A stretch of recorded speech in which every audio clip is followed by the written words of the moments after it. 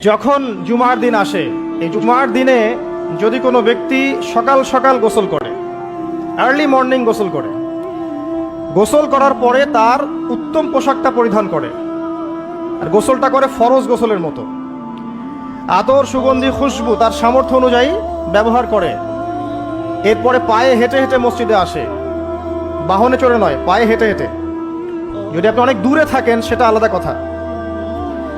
এবং ইমামের কাছাকাছি বসে, মসজিদে আসার পরে যতটুকু সম্ভব হয় সুন্নত পড়ে নিল, নফল পড়ে নিল, এরপর ইমামের কাছাকাছি এসে বসলো, ইমামের খুতবা শ্রবণ করে মনোযোগের সাথে।